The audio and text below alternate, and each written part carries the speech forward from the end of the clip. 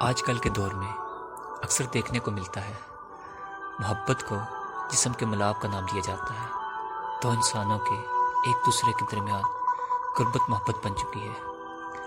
اکثر لوگ تو یہ بھی کہتے ہیں محبت میں جسم کا ملاپ ایک ضروری چیز ہے، لیکن میرا ماننا محبت کے لیے اس سے مختلف ہے۔ میں تو دو دلوں کے ملنے کو بھی محبت نہیں سمجھتا۔ دل بھی تو جسم کا ایک حصہ ہے۔ میرے نزدیک دو روحوں کے ملنے کا نام محبت ہے۔ محبت ایک اندیکھی سی کیفیت کا نام ہے جس کا کوئی وجود نہیں ہے، جو اپنے ہونے کا احساس تو دلاتی ہے لیکن اس کو کوئی چھو نہیں سکتا۔ اگر اس کو کوئی چھو نہیں سکتا تو اس کا تعلق بھی اندیکھی کیفیت سے ہی ہے، جو موجود تو ہے لیکن اس کا کوئی اپنا وجود نہیں۔ محبت اس کیفیت کا نام ہے جس کی کمی اس کے علاوہ کوئی پورا نہیں کر سکتا، جس کی طلب ہماری روح کو ہوتی ہے۔ اگر یہ دو دلوں کا ملاپ ہوتا، دو جسموں کا ملاپ ہوتا تو اس کی کمی کسی سے بھی پوری کی جا سکتی۔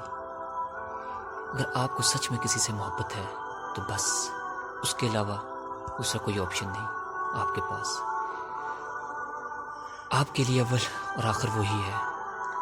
محبت یا تو ہوتی ہے یا نہیں ہوتی، اس کے علاوہ تیسرا کوئی راستہ نہیں۔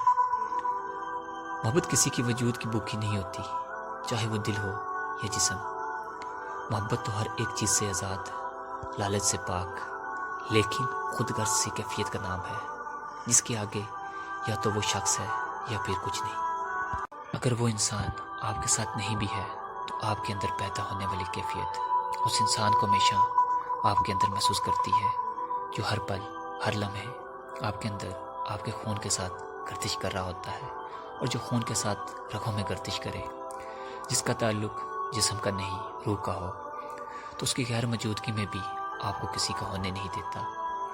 انسان مر جاتا ہے، دل کی دھڑکن رک جاتی ہے، جسم کو کیڑے کھا جاتے ہیں، لیکن محبت کا خاتمہ کبھی نہیں ہوتا، کیونکہ اس کا تعلق تو روح سے ہے اور روح میں نے ہمیشہ رہنا ہے۔ تم سے محبت کرنے والا تمہارے ساتھ آخرت کا سفر کرنے کی خواہش رکھے گا۔ اگر کہیں راستے میں ہاتھ چھوٹ بھی جائیں تو اس کا سفر وہیں رک جاتا ہے، اس کے بعد وہ کسی دوسرے راستے کا طلب نہیں رکھتا۔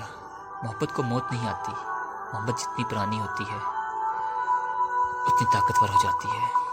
بس محبت کرنے والوں کے لیے کوئی اور آپشن نہیں ہوتا۔